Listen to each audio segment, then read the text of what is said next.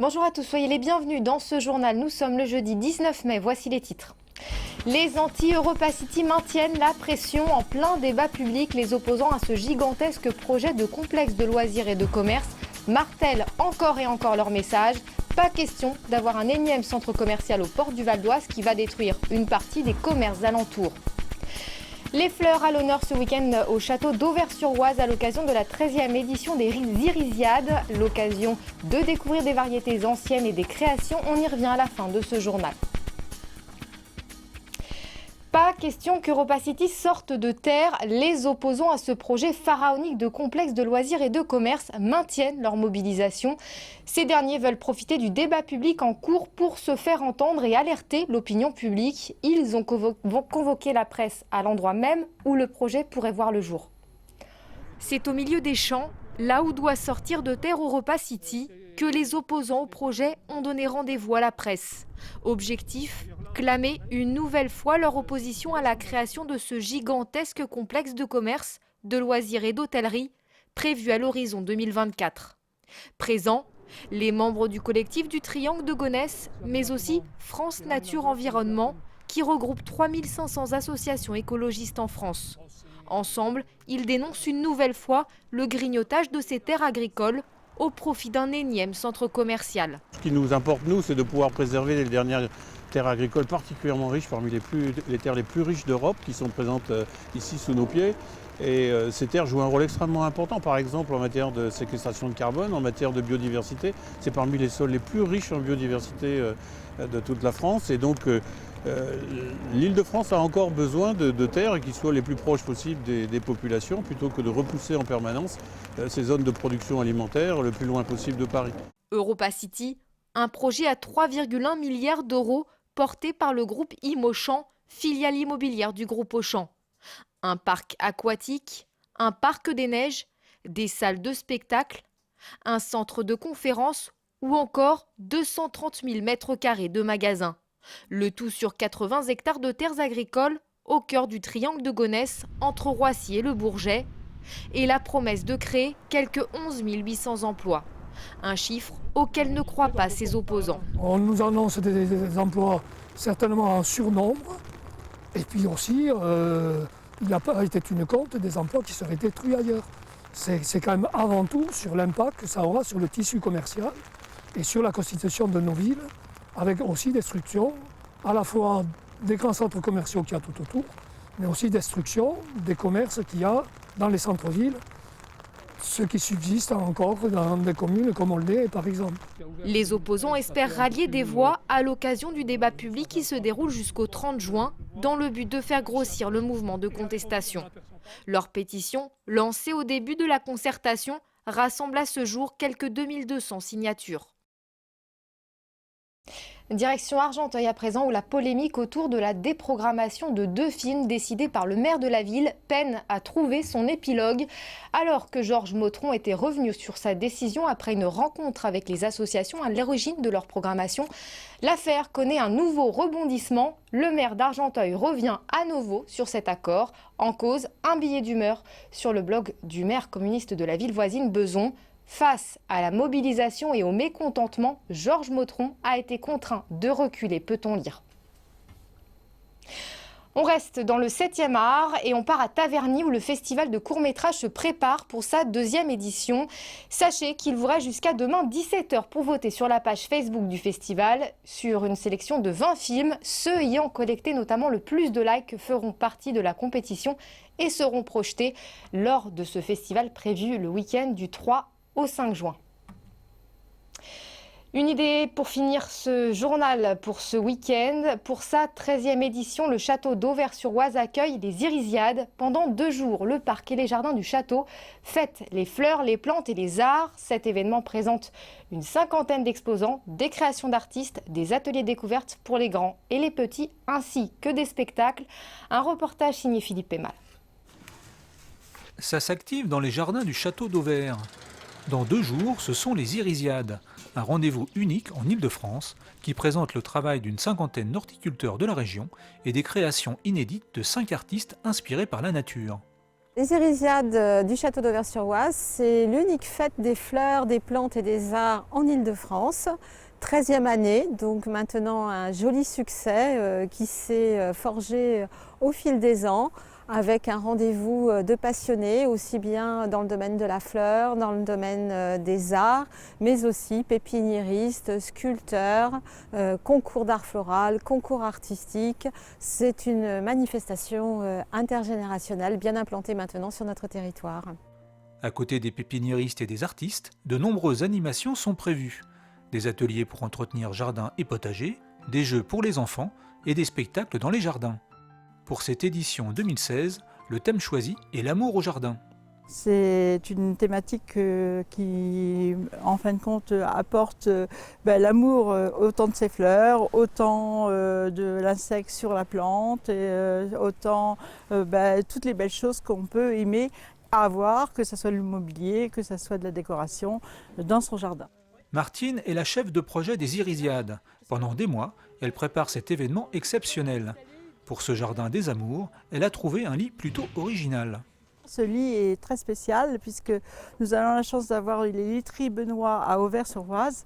Et dans ce cadre, ils nous ont prêté un lit qui fait partie de leur collection des 7 péchés. Et ce lit est aphrodisiaque. Il sent en fin de compte le gingembre, la cannelle et le ylang-ylang. Chaque année, les Irisiades accueillent entre 6 et 8 000 amoureux des fleurs. Si le temps le permet, les organisateurs espèrent bien passer la barre symbolique des 10 000 visiteurs. Voilà, c'est la fin de ce journal. Avant de vous quitter, je vous en rappelle la principale information.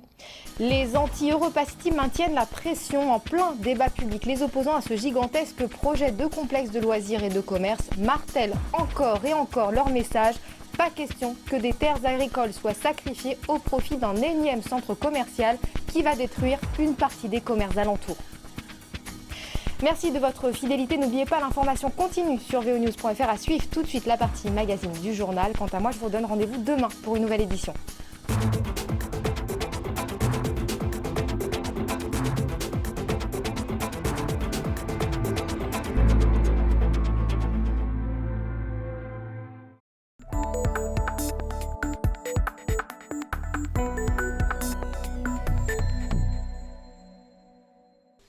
Michel est un pêcheur aguerri.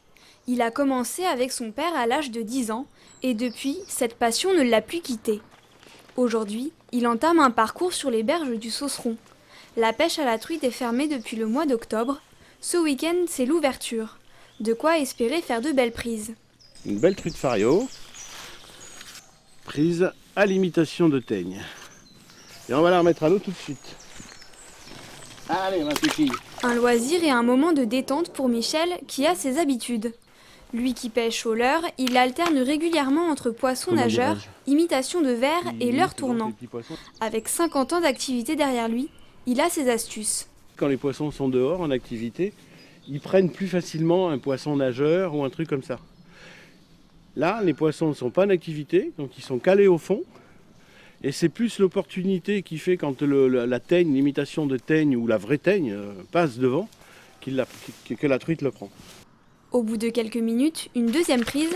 La rivière n'a plus de secret pour Michel. Et voilà.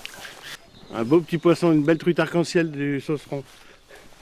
Alors on va la remettre tout de suite à l'eau parce que elle saigne un peu, mais c'est pas grave. C'est juste sur la mâchoire.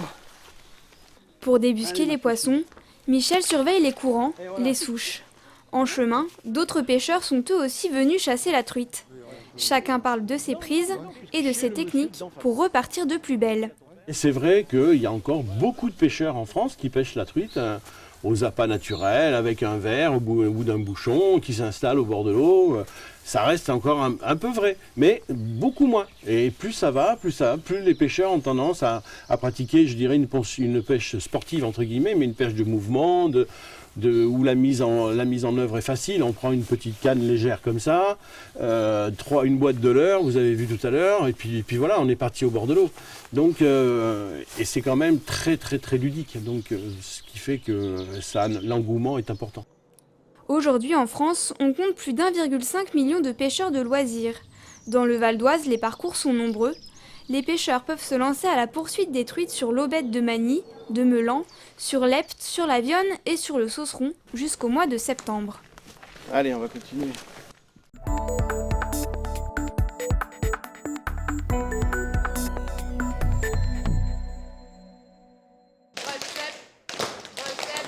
Broche-step, clap, slide, les termes techniques s'enchaînent. Faire des claquettes, cela ne s'improvise pas. Élodie Eck en a fait son métier, elle donne des cours de claquettes. Danseuse de formation, elle marie depuis des années les deux disciplines. Sa technique en claquettes et en danse vont l'amener à travailler sur le film qui va rafler plus d'une centaine de récompenses, The Artist. Pendant 6 mois, elle va former Bérénice Bejo et Jean Dujardin. Ça s'est fait par un coup de fil de Bérénice qui avait besoin de prendre des cours de danse. Elle me dit voilà, je me sens un peu raide au niveau du corps et j'aurais besoin d'apprendre à danser. Je sens que j'ai besoin de me sentir mieux dans mon corps. Du coup, elle m'a appelée, je lui ai donné des cours de danse. Donc je les ai coachés en danse et puis au fur et à mesure du temps, je suis arrivée dans l'équipe du film et dans l'équipe créative pour être chorégraphe danse dans le film. Ils ne savaient pas du tout faire de claquettes, ils ne savaient pas du tout danser. Donc oui, c'était un travail intensif, mais quand on voit le résultat, c'était pas inutile du tout. Son art des claquettes, Élodie l'enseigne à Paris au Centre international des arts de la scène. Ses élèves se forment au chant, à la comédie et à la danse, des domaines qu'Élodie connaît bien. Je viens de la comédie musicale. J'ai commencé la danse à l'âge de 3 ans, le chant à l'âge de 18 ans. Je suis rentrée en formation professionnelle de comédie musicale à 18 ans pour ensuite aller vers le cabaret. Assez naturellement, je travaillais au Paradis Latin en tant que chanteuse. Et finalement, danse, chant, théâtre se sont mêlés assez facilement et assez aisément tout au long de ma carrière.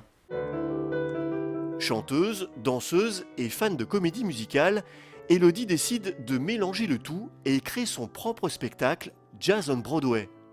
Elle y reprend des morceaux de comédie musicale des années 30 aux années 80 en version jazz.